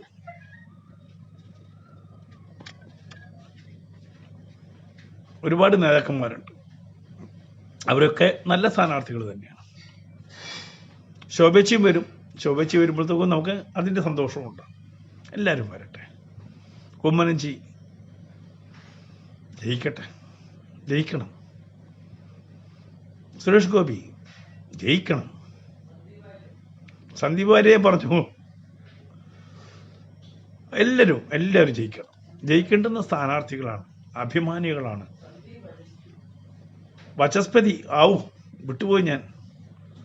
അതേപോലെ ശങ്കുട്ടി ദാസ്, എന്താണ് ഇത്രയും നല്ല സ്ഥാനാർത്ഥികളെ കിട്ടിയ ഒരു കാലഘട്ടം ഉണ്ടായിട്ടുണ്ടോ? വചസ്പതി, ശാൻകുട്ടി ദാസ്, സന്ദീപ് വാര്യർ, ഇഷ്ടായി എനിക്ക് പ്രാവശ്യം. ദൂരെ നിന്നാണെങ്കിലും ഫേസ്ബുക്കിലൂടെ ആണെങ്കിലും ഇവർക്കൊക്കെ വേണ്ടിയിട്ട് ഒരു വോട്ട് ചോദിക്കാനും ഒക്കെ എല്ലായിടത്തും എത്താൻ പറ്റില്ല, നമുക്ക് ആരിടത്തും എത്താൻ പറ്റില്ല. ഇനി ഒരു സ്ഥലത്ത് പോയാൽ മറ്റവർക്ക് പരിഭവം ഉണ്ട്. അതുകൊണ്ട് ഞാൻ എവിടെയും പോകുന്നില്ല. നമ്മുടെ സിനിമയുടെ വർക്ക് പോകുന്നതിൻ്റെ ഇടയിൽ സ്വന്തം മണ്ഡലത്തിൽ ഒന്നിറങ്ങണം. അത് ബാധ്യതയാണല്ലോ നമ്മുടെ. മറ്റങ്ങോട്ട് ഞാൻ യാത്ര ചെയ്യുന്നില്ല. ആരോഗ്യപരമായിട്ട് അത്ര നല്ല അവസ്ഥയിലുമല്ല. അതുകൊണ്ട് ഹൃദയത്തിൻ്റെ ഉള്ളിൽ നിന്ന് എല്ലാവരും ജയിക്കണമെന്ന് ആഗ്രഹിക്കുന്നുണ്ട്. അവർക്കൊക്കെ വേണ്ടി ഇവിടെ നിന്ന് എന്തൊക്കെ ചെയ്യാൻ പറ്റുമോ, എൻ്റെ ഫേസ്ബുക്കിലൂടെ എൻ്റെ സുഹൃത്തുക്കളോട് എത്രമാത്രം എനർജി കൊടുക്കാൻ പറ്റുമോ അതൊക്കെ കൊടുക്കാൻ ഞാൻ ഉണ്ടാകും. നിങ്ങളും ഭയപ്പെടേണ്ട. നമ്മളൊരു ധർമ്മത്തിൻ്റെ പാതയിൽ, ഒരു ശരിയായ പാതയിൽ നമ്മൾ എത്തിച്ചേരുമെന്ന് ഉറപ്പിച്ചു കഴിഞ്ഞാൽ എത്തിച്ചേരുമെന്നുള്ളതിൻ്റെ ഏറ്റവും വലിയ സാക്ഷ്യപത്രമാണ് മമധർമ്മ. ആരെങ്കിലും ചിന്തിച്ചിട്ടുണ്ടോ ഇങ്ങനെയൊരു സിനിമ പൂർത്തീകരിക്കും, ഇങ്ങനെ ഒരു സിനിമ ഉണ്ടാകും? ചിന്തിച്ചിട്ടുണ്ടോ? ഇല്ല. ഇച്ഛയാണ്. ജയിക്കണം എന്ന ഒരു ഇച്ഛ നമ്മുടെ ഉള്ളിലുണ്ടെങ്കിൽ ജയിച്ചിട്ടേ അടങ്ങുള്ളൂ. ഞാൻ അങ്ങനെയാണ്. ഒന്നിനിറങ്ങിയാൽ പിന്നെ യാതൊരു നോട്ടവും ഇല്ല, അങ്ങ് ഫൈറ്റ് തന്നെ. ഇങ്ങോട്ട് ഇടാന്ന് പറഞ്ഞാൽ പോടാന്ന് അങ്ങോട്ട് വിളിക്കും. പലരും പരിഭവം പറഞ്ഞു, എന്തിനാണ് സാറേ ഇങ്ങനെയൊക്കെ കൊടുക്കണ്ടേ? നമ്മുടെ മസ്തിഷ്കത്തിൻ്റെ അകത്ത് കയറിയിട്ട് എൻ്റെ വീട്ടിൻ്റെ ഉമ്മറപ്പടിയിൽ വന്ന് വിസർജിക്കുന്നവനെ ലാളിച്ചു വിടാൻ പറ്റുമോ? അടിക്കണ്ടേ, നല്ല അടി കൊടുക്കണ്ടേ? അത് ഞാൻ ചെയ്യും. എൻ്റെ സ്വഭാവം അങ്ങനെയായിപ്പോയി. ഇപ്പം നമ്മുടെ വീട്ടിൻ്റെ അകത്ത് കയറി നമ്മുടെ മുറിയിൽ വന്നിട്ട് തുണി പൊക്കി വിസർജിക്കുന്നവനെ ചാട്ടവാറ് കൊണ്ട് അടിക്കണം എന്നുള്ളതാണ് ഞാൻ പഠിച്ചത്. അല്ലാതെ യേശുക്രിസ്തു കാണിച്ച മാതിരി നീ ഇപ്പുറത്തും സാധിച്ചോ അപ്പുറത്തും സാധിച്ചോ എന്ന് പറയാനുള്ള മാനസികാവസ്ഥയൊന്നും എനിക്കില്ല. ഇങ്ങോട്ട് രണ്ടെണ്ണം പറഞ്ഞാൽ അങ്ങോട്ട് ഒരെണ്ണെങ്കിലും കൊടുക്കണ്ടേ നമുക്ക്? നമ്മൾ വിളിക്കാതെ നമ്മുടെ വീട്ടിലോട്ട് കയറി വന്ന് നമ്മുടെ വീട് അശുദ്ധമാക്കുന്നവരെ കുറച്ചൊക്കെ അങ്ങോട്ടും കൊടുക്കാം. എന്തിനാണ് ഇങ്ങനെ എനർജി കളയുന്നില്ല? ഒരു രസമാണ്. ഇല്ലെങ്കിൽ നമ്മുടെ മനസ്സ് ചത്തുപോകും. ഇങ്ങനെ ബലം പിടിച്ചിരുന്ന് ഒന്നിനോടും റിയാക്ട് ചെയ്യാതെ ഇരുന്ന് ബലം പിടിച്ചിരിക്കുമ്പോൾ അവൻ വിചാരിക്കും, ഈ ചെയ്യുന്നവൻ വിചാരിക്കും ഇവനെ ഇങ്ങനെ തളർത്താമെന്ന്. തിരിച്ച് രണ്ടെണ്ണം കിട്ടുമ്പം അവനൊന്ന് ഭയപ്പെടും. വാളെടുക്കുന്നവനോട് വാളുകൊണ്ട് തന്നെ സംസാരിക്കണം. അവിടെ വേദം ഓതിയിട്ട് കാര്യമില്ല. നമ്മൾ ചെയ്യുന്നൊരു കാര്യങ്ങൾക്ക് അതേ അർത്ഥത്തിൽ നമ്മളോട് വാഗ്വാദം നടത്താൻ വരികയാണെങ്കിൽ നമുക്ക് വാഗ്വാദം നടത്താം. അതല്ല വിസർജനത്തിനാണ് വരുന്നതെങ്കിൽ ചന്തി പൊള്ളിച്ച് വിടുകയും വേണം. നല്ല ചട്ടുകം വെച്ച് പൊള്ളിച്ച് വിടണം. ഞാൻ അങ്ങനെയാണ് തീരുമാനിക്കുന്നത്. പലരും എന്നെ കുറ്റം പറയാറുണ്ട്, അലിയക്ബർ ഇങ്ങനെ ചെയ്യേണ്ട കാര്യമുണ്ടോ? ഒരിക്കൽ വിസർജിക്കാൻ വന്നാൽ നല്ല ചുട്ട ഈ ചട്ടുകം എടുത്ത് ചന്തി കിട്ടൊന്ന് പൊള്ളിച്ചാൽ പിന്നെ അവൻ വരില്ല. അവനെ വരുത്തരുത്. ആ രീതിയിൽ ചെയ്യണം. ഈ നമ്മൾ എന്താണ് സഹനശക്തി എന്ന് പറഞ്ഞ് തല കുനിച്ച് നട്ടല് വളഞ്ഞു പോയ ഒരു സമൂഹമാണെന്നുള്ളത്. അത് പാടില്ല. സഹനമാവാം ഒരു പരിധി വരെ.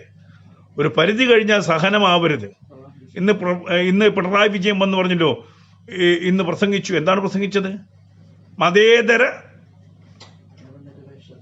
മതനിരപേക്ഷത. ആ പറയാൻ നാണമുണ്ട് അങ്ങേർക്ക്?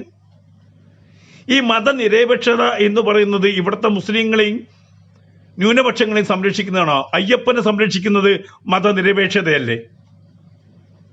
എന്തൊരു കേൾക്കുമ്പോൾ നമുക്ക് ഇതുപോലെ നുണ പറയുന്ന ഒരു മുഖ്യമന്ത്രി ഞാൻ കണ്ടിട്ടില്ല സത്യത്തിൽ. എന്ന് പറയാം മതനിരപേക്ഷത. ഈ മതനിരപേക്ഷതയിൽപ്പെടുന്നതാണ് ഹൈന്ദവന്റെ ക്ഷേത്രങ്ങള് സംരക്ഷിക്കുന്നത്, അവന്റെ ആചാരങ്ങൾ സംരക്ഷിക്കുന്നത്. ഈ മതനിരപേക്ഷതയിൽ പിണറായി വിജയന് പെടുത്താൻ പറ്റില്ലേ? അപ്പോൾ ഹിന്ദുവിൻ്റെ ആചാരങ്ങളും ഹിന്ദുവിൻ്റെ അനുഷ്ഠാനങ്ങളും ഹിന്ദുവിൻ്റെ അമ്പലങ്ങളും ഹിന്ദുവിൻ്റെ ഉത്സവങ്ങളും തകർക്കുക മതനിരപേക്ഷതയിൽപ്പെടും. ആ മതനിരപേക്ഷത ചിലർക്കുള്ള വെളിച്ചെണ്ണ ഒഴിക്കല. കമ്മ്യൂണിസ്റ്റുകാരുടെ ഒരു വെളിച്ചെണ്ണ ഒഴിക്കലുണ്ട്. ആ വെളിച്ചെണ്ണ ഒഴിക്കലാണ് മതനിരപേക്ഷത അവരെ സംബന്ധിച്ചോളം. അത് ചിലർക്ക് മാത്രമുള്ളതാണ്.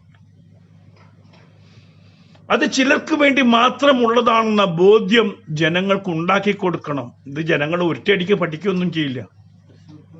ഓരോ കുടുംബവും അവനവന്റെ കുടുംബത്തിൽ പഠിപ്പിച്ചു കൊടുക്കണം. മതനിരപേക്ഷത എന്ന് പറഞ്ഞാൽ ന്യൂനപക്ഷങ്ങളെ സംരക്ഷിക്കുന്ന, അവരുടെ വോട്ട് നേടുക, അവരുടെ ചെരുപ്പ് നക്കുക, അവരുടെ മുല്ലാക്കന്മാരുടെ കൈമുത്തുക. ഇതാണോ? എന്തേ ലവ് ജിഹാദിനെ കുറിച്ച് പുള്ളി മിണ്ടാത്തത്? അത് മതനിരപേക്ഷതയുടെ വകുപ്പിൽ പെടില്ലേ? ജസ്ന എവിടെ പോയി? പിണറായി വിജയ മതനിരപേക്ഷത. ഇവിടെ നിന്ന് മതം മാറിപ്പോയ കുട്ടികളൊക്കെ എവിടെ പോയി എന്ന് ചോദിക്ക്. നിങ്ങൾ വലിയ മതനിരപേക്ഷതയാണല്ലോ. അഭിമന്യുവിന്റെ കൊലയാളിയെ എന്തുകൊണ്ട് ഒരു കൊല്ലം മതനിരപേക്ഷ സ്വഭാവം കൊണ്ട് അറസ്റ്റ് ചെയ്തില്ല?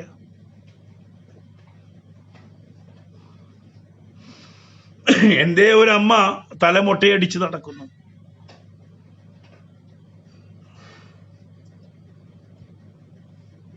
പക്ഷെ ഇതിനൊക്കെ വ്യക്തമായിട്ട് ഇതിനെതിരെ ശബ്ദിക്കാൻ നാവുകളില്ലാതെ പോകുന്നു. കത്തുവല കുട്ടിയുടെ കാശിന്റെ കാര്യം പറയുന്നുണ്ട്, മറ്റു പല കാര്യങ്ങളും പറയുന്നുണ്ട്. എന്റെ ഈ മനുഷ്യൻ ഇവിടെ വാട്സപ്പ് ഹർത്താൽ ഉണ്ടാക്കിയിട്ട് എന്ത്, നല്ല ഭാഷ പറഞ്ഞ എന്തോ ഒലത്തി എന്ന് ചോദിക്കൂലേ ആൾക്കാർ? ഇത്രയും കാലമായിട്ട് ഇവിടത്തെ ഇന്നലെ അറസ്റ്റ് ചെയ്ത് മൂന്ന് കൊടും ഭീകരര് ഇല്ലേ? മതനിരപേക്ഷത. ഒന്ന് ആലോചിച്ച് നോക്കിയേ. കമ്മ്യൂണിസ്റ്റുകാരന്റെ മതനിരപേക്ഷതയാണ് ഇപ്പൊ കേരളത്തിൽ നിന്ന് ഡെയിലി വരുന്ന NIA എങ്ങനെ പൊക്കിക്കൊണ്ടത്? മതനിരപേക്ഷത. എന്നൊക്കെ ശരണം വിളിച്ചതിന് എനിക്ക് 8 കേസായിരുന്നു. ശരണം വിളിച്ചാൽ മതനിരപേക്ഷത നഷ്ടപ്പെട്ടു. ശരണം വിളിച്ചാൽ അത് വർഗീയതയാണ്, ഹിന്ദു വർഗീയത. ഇപ്പൊ അന്ന് പെണ്ണുങ്ങളെ കയറ്റാൻ നടന്ന എന്താണ് നമ്മളെ വാളംപുളി, കൊടംപുളി, ഇന്ന് മ്യാപ്പ് വോട്ട് കിട്ടാൻ വേണ്ടി പറയുകയാണ്. ഞാൻ പറയും, എന്താ കഴക്കൂട്ടത്ത് ജനങ്ങൾക്ക് ഉളുപ്പുണ്ടെങ്കിൽ ചാണകവെള്ളം തളിച്ച് പുറത്താക്കണം. ഹിന്ദുവിന് പ്രത്യേകിച്ച് അഭിമാനമുള്ള ഹിന്ദു ആണെങ്കിൽ മുഖത്ത് ചൂല് കൊണ്ട് അടിച്ച് പുറത്താക്കണം. അതിന് കഴിയുന്നില്ലെങ്കിൽ പിന്നെ ഈ ഹിന്ദു എന്നുള്ള പേര് മാറ്റിയിട്ട് വേറെ എന്തെങ്കിലും ചെയ്ത് നടക്കുന്നത്. പിന്നെ കൊച്ചിയിലുണ്ട് ഒരുത്തൻ, ശിവനെയും പാർവതിയെയും അങ്ങോട്ട്. ഇവരൊക്കെ നിങ്ങളുടെ മുമ്പിൽ വോട്ട് വന്ന് ചോദിക്കുമ്പോൾ കൊടുക്കുന്നുണ്ടെങ്കിൽ നേരത്തെ പറഞ്ഞ പൊന്നാനിക്ക് പോകുന്നതല്ല. എല്ലാവരും അയ്യപ്പനെ പെണ്ണ് കെട്ടിച്ചാനാ സ്വരാജേ. എന്നിട്ട് വൈകുന്നേരം വന്ന് മതനിരപേക്ഷത, മതസൗഹാർദ്ദം, ആരോടുള്ള സൗഹാർദ്ദമാണെന്ന് പറയണം പിണറായി വിജയ. ഇലക്ഷൻ ആകുമ്പോൾ നാടിയേക്ക് 40 വട്ടം പറയുന്നല്ലോ മതസൗഹാർദ്ദ. നിങ്ങളൊരു മതിൽ കെട്ടിയിരുന്നല്ലോ, പർദ്ദകളെ കൊണ്ടൊരു മതിൽ കെട്ടിയിരുന്നല്ലോ. ആ പർദ്ദയ്ക്കുള്ളിൽ ആരായിരുന്നു എന്ന് ഇവിടുത്തെ ജനങ്ങൾക്ക് ഇപ്പം മനസ്സിലാവുന്നുണ്ട്. ആ പർദ്ദകൾക്കുള്ളിൽ മതിൽ കെട്ടിയ പർദ്ദകൾ അവരുടെ പള്ളികളിലേക്ക് സ്വന്തം സഹോദരന്മാരെയോ സഹോദരിമാരെയോ കയറ്റിയിട്ടുണ്ടോ? ചോദിക്കണം. മനസ്സതാവുമ്പോൾ എത്ര മുസ്ലിങ്ങൾ സ്ത്രീകൾ ഖുർആൻ വായിക്കുന്നുണ്ട്? എത്ര സ്ത്രീകൾ പള്ളിയിൽ കയറുന്നുണ്ട്? അതല്ലെങ്കിൽ ഈ രാജ്യത്ത് എത്ര മുസ്ലിങ്ങൾക്ക് പള്ളിയിൽ കയറാൻ അവകാശമുണ്ട് എന്ന് ചോദിക്കണം. മതനിരപേക്ഷത ഇതൊക്കെ നമ്മൾ ചോദിച്ചതാണ്. വീണ്ടും ചോദിക്കണം പിണറായി വിജയനോട്, നിങ്ങൾ ഏത് പക്ഷത്താണ്? ഹൈന്ദവന്റെ ആചാരങ്ങളെ ഹനിക്കാൻ വേണ്ടി മാത്രമാണോ അതല്ല മതനിരപേക്ഷത എന്ന് പറയുക. അല്ലെങ്കിൽ എന്താണ്, എല്ലാവർക്കും പ്രാർത്ഥന അവകാശം ഉണ്ടെങ്കിൽ സുന്നികൾക്കും വേണ്ടേ പള്ളിയിൽ കയറാനുള്ള അവകാശം? വാവരുടെ പള്ളിയിൽ എന്താ പെണ്ണുങ്ങളെ കയറ്റാത്തത്? മെൻസസായ പെണ്ണുങ്ങൾക്ക് വാവരുടെ പള്ളിയിലും കയറിക്കൂടെ? ഇതൊക്കെ വീണ്ടും ചോദിക്കേണ്ട അവസരം. അപ്പൊ ഇനി ഈ മതനിരപേക്ഷതയും കൊണ്ട് വന്നാൽ ചോദിക്കാൻ പഠിക്കണം. അഭിമാനമുള്ള ഹിന്ദു ചോദിക്കണം, എന്താടോ ഞങ്ങൾ ചെയ്ത തെറ്റ്? ഞങ്ങളുടെ അയ്യപ്പൻ എന്ത് തെറ്റാടോ ചെയ്തത്? ഞങ്ങൾക്ക് മാത്രം എന്താടോ ഇങ്ങനത്തെ ശിക്ഷ? നിങ്ങൾ മതനിരപേക്ഷതയുടെ ആൾക്കാരല്ലേ? അവർക്ക് കൊടുക്കുന്ന ആനുകൂല്യങ്ങൾ കുറച്ചെങ്കിലും ഞങ്ങൾക്ക് തന്നുകൂടെ എന്ന് ചോദിക്കാൻ അഭിമാനമുള്ള ഹിന്ദു പഠിക്കണം. ആരെയും ശല്യമില്ലാതെ കാട്ടിപ്പോയിരുന്നതാ. അവിടെ എത്തിക്കാണ് കുറെ മറ്റവളുമാര് കയറി ചെന്നത്. ഒരു മന്ത്രി ഉണ്ടായിരുന്നല്ലോ, സകല ശാന്തിമാരുടെ തുണി നോക്കി കോണാൻ എടുത്തിട്ടുണ്ടോ? ഏതാ കോണാന്റെ കളർ നോക്കിയേ? ഇല്ലേ? മറന്നുപോയോ ഇവിടുത്തെ സമൂഹം? ടീച്ചറുണ്ടായിരുന്നു നമ്മുടെ ശ്രീമതി ടീച്ചർ, കുളിസിയും കാണുന്നേ, മറന്നുപോയോ? പെണ്ണുങ്ങൾ ഇങ്ങനെ, ഹിന്ദു പെണ്ണുങ്ങൾ ഇങ്ങനെ നനഞ്ഞ് ഒട്ടിപ്പോകുന്നത് ആണുങ്ങൾക്ക് കാണാനാണ് ഹൈ ഹൈ ഹൈ എന്ന് പറഞ്ഞ ആ ടീച്ചർ ഇപ്പൊ എന്താ പറയുന്നത്? ഇപ്പോഴും പറയട്ടെ എങ്ങനെന്ന്. എന്നിട്ട് ഈ പറയുന്ന മതനിരപേക്ഷത, പിണറായി വിജയൻ എന്നും വന്ന് ഇങ്ങനെ വിളമ്പുന്നുണ്ടല്ലോ മതനിരപേക്ഷത. അതെന്താണ്?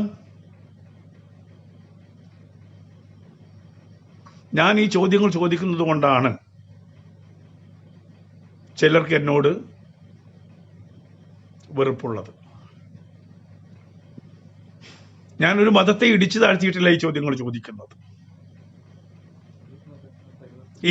ഈ രാജ്യത്ത്, പ്രത്യേകിച്ച് കേരളത്തിൽ, മതത്തിന്റെ പേരിൽ വിഭജനം ഉണ്ടാവരുതെന്ന് ആഗ്രഹിക്കുന്ന മുസൽമാനാണ് ഞാൻ. ഹലാൽ ബോർഡ് കണ്ടാൽ ആ കടയിലേക്ക് കയറരുത് എന്ന് പറയുന്ന വ്യക്തിയാണ് ഞാൻ. ഞാൻ മുസൽമാനാണ്, ഒപ്പം ഭാരതീയൻ എന്ന അർത്ഥത്തിൽ ഹിന്ദുവുമാണ്. ചിലർക്ക് തോന്നുന്നുണ്ട് I am a Hindu by the grace of God. സംശയം എന്താണ്? ഈ ഭാരതത്തിൽ ജനിക്കാൻ കഴിഞ്ഞത് എൻ്റെ സംസ്കാരം ഹിന്ദു സംസ്കാരമാണ്, അതുകൊണ്ട് തന്നെ ഞാൻ ഹിന്ദുവാണ്. എൻ്റെ മതം മുസൽമാനാണ്. എൻ്റെ മതം മുസ്ലിം മതമാണ്, സംശയമൊന്നുമില്ല കാര്യത്തിൽ. അതിന് നല്ല അംശങ്ങളൊക്കെ സ്വീകരിക്കുന്ന ആളാണ്, കെട്ട അംശങ്ങളൊക്കെ ഞാൻ തള്ളിക്കളയുന്ന ആളാണ്. എന്നോട് പറയാ ക്രിസ്ത്യാനിയെയും ഹിന്ദുക്കളെയും സ്നേഹിതരാക്കരുത് എന്ന് ഖുർആനിലെ വാക്യം എല്ലാവരും പഠിപ്പിക്കുമ്പോൾ ഞാൻ മുഖത്ത് അടി കൊടുക്കും. ഞാൻ ഓടാന്ന് പറയും. അതിൽ സ്വീകരിക്കാവുന്ന നമുക്ക് സ്വീകരിക്കാം. ഏത് മതത്തിന്റെയും ഗ്രന്ഥങ്ങളിൽ നിന്ന് നന്മയുള്ള അംശങ്ങൾ സ്വീകരിക്കണം, തിന്മയുള്ള അംശങ്ങൾ ഉണ്ടെങ്കിൽ നിരാകരിക്കണം. ഞങ്ങളൊക്കെ അങ്ങനെയാ പറയുന്നത്. ഞാൻ മാത്രമല്ല, ഒരുപാട് ആൾക്കാർ പറയുന്നു തിന്മയുള്ള അംശങ്ങൾ നമ്മൾ സ്വീകരിക്കാൻ പാടില്ല. അത് പറയുമ്പോൾ ഞാൻ ഹിന്ദുവിന്റെ പക്ഷത്താണ്.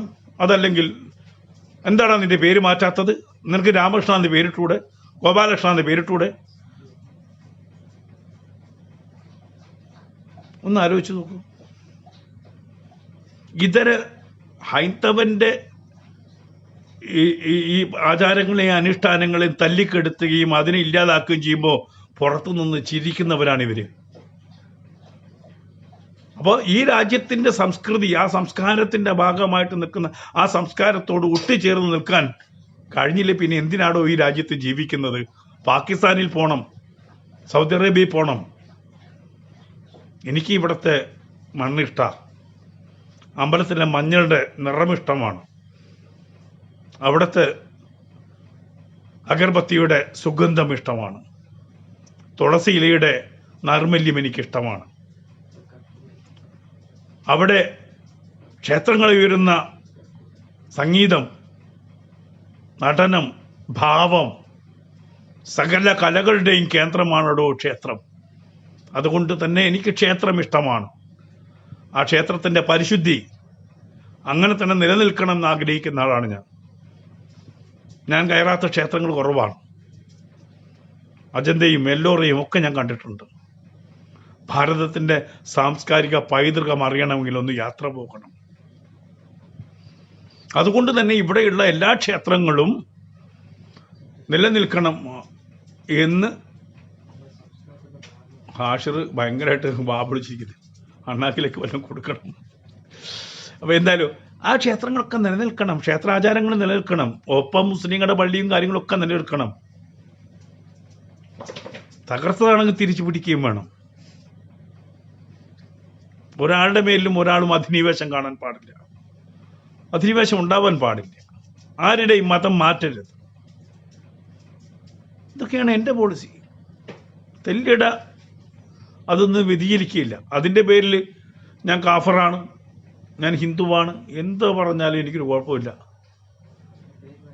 കാരണം ഇസ്ലാമിലാകെ കൂടി എന്താണ് നല്ല കാര്യങ്ങൾ കുറേ ഉണ്ട്, നമുക്കത് സ്വീകരിക്കാം. 5 നേര നിസ്കാരം നല്ലത്, സക്കാത്ത് നല്ലത്, നോമ്പ് നല്ലത്, ഹജ്ജ് നല്ലത്. ഞാൻ മന്ത്രിച്ച് നീ തിന്നണം, ചീത്ത. നീ എൻ്റെ മതത്തിൽ ചേർന്ന് നിന്നെ കൊല്ലണം, ചീത്ത. നല്ലതിനെ നല്ലതായിട്ടും ചീത്തയെ ചീത്തയായിട്ടും പറയും. സിനിമയിൽ തുടങ്ങി നമ്മൾ രാഷ്ട്രീയത്തിലെത്തി. ഇനി ദീർഘിപ്പിക്കുന്നില്ല. ഇത്രയും കാലം എന്നെ സഹിച്ചു, കുറച്ചു കാലം കൂടിയൊക്കെ സഹിക്കണം. കൂടെ ഉണ്ടാവണം, ഞാൻ നിങ്ങളുടെ കൂടെ ഉണ്ടാവും. അതിന് മതവും ജാതിയൊന്നുമില്ല. നല്ല മുസ്ലിമിൻ്റെ കൂടെ ഞാൻ ഉണ്ടാവും, നല്ല ഹൈന്ദവൻ്റെ കൂടെ ഞാൻ ഉണ്ടാവും, നല്ല ക്രിസ്ത്യാനിയുടെ കൂടെ ഞാൻ ഉണ്ടാവും. ചീത്ത മുസ്ലിമിൻ്റെ കൂടെ ഞാൻ ഉണ്ടാവില്ല, ചീത്ത ക്രിസ്ത്യാനിയുടെ കൂടെ ഞാൻ ഉണ്ടാവില്ല, ചീത്ത ഹിന്ദുവിൻ്റെ കൂടെയും ഞാൻ ഉണ്ടാവില്ല. നല്ലതിനൊപ്പം നമുക്ക് ചലിക്കാം, നല്ലതുണ്ടാവണം, നല്ലത് മാത്രമേ സംഭവിക്കാവൂ. അതിനുവേണ്ടിയാണ് മമധർമ്മ. മമധർമ്മ എൻ്റെ ധർമ്മമാണ്. ചിലർ മാമധർമ്മ, അവരവരുടെ വീട്ടിലെ ധർമ്മമാണ് മാമധർമ്മം, അത് പറയാറുണ്ട് ചിലർ. ചിലർക്ക് തീരെ സഹിക്കില്ല. എനിക്ക് മദ്രാസിൽ നിന്ന് KRSൽ ഒരു പാഴ്സൽ വന്നു, തുണി. KRSന്റെ ഓഫീസിൽ ചെന്നപ്പം, അതെടുക്കാൻ ചെന്നപ്പം അവിടെ ഉണ്ടായിരുന്നത് ആരായിരിക്കാം എന്നറിയാലോ. എൻ്റെ ഭാര്യയോട് ചോദിച്ചു, മാമധർമ്മയാണ്.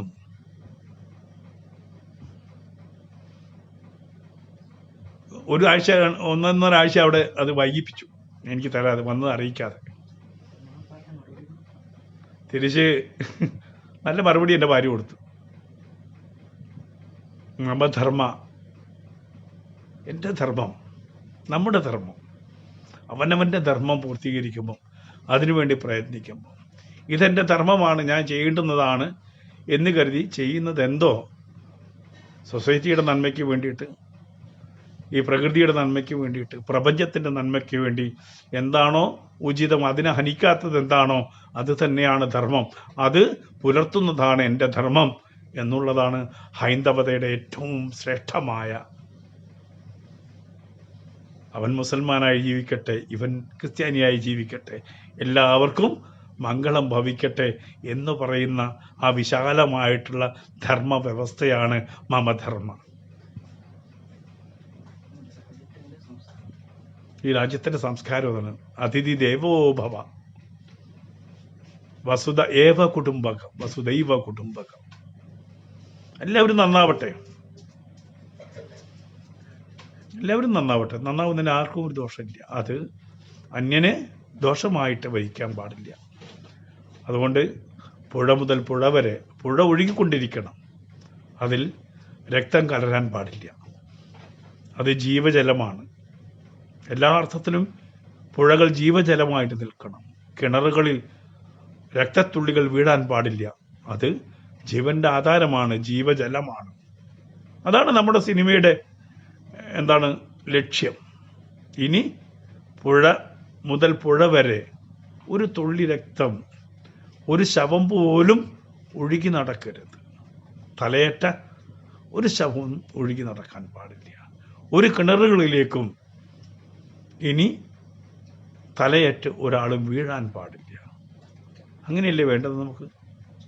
അതോ 1921 ഊരിയ വാൾ ഉറയിലിടാതെ ഇനിയും നിങ്ങളുടെ കഴുത്തറക്കും സന്ദർഭവും സമയം കിട്ടിയാൽ നിന്റെ കഴുത്ത് ഞാൻ അറക്കും എന്ന് പറഞ്ഞ് പൊക്കിപ്പിടിച്ച് നടക്കുന്നവരുടെ ആ ചിന്താഗതിക്ക് വളം വെക്കേണ്ടതാണോ? അല്ല. മണ്ണോട് മണ്ണായ വാളുകൾ മണ്ണോട് മണ്ണായി അവസാനിക്കണം. ഇനി അത് പുറത്തേക്ക് വരാൻ പാടില്ല. അത് പുറത്തേക്ക് കൊണ്ടുവരാൻ ശ്രമിക്കുന്നവരെ ഇല്ലായ്മ ചെയ്യണം. ഈ രാജ്യത്തുനിന്ന് പുറത്താക്കണം. അത്തരക്കാരെ ഒരിക്കലും ഈ രാജ്യത്ത് വാഴിക്കാൻ പാടില്ല. നന്മയുണ്ടാകട്ടെ, നല്ലത് വരട്ടെ, എല്ലാ സുഹൃത്തുക്കളും ജയിച്ചു വരട്ടെ. നന്ദി, നമസ്കാരം, ജയ് ഹിന്ദ്. അനീഷ്, നമസ്കാരം.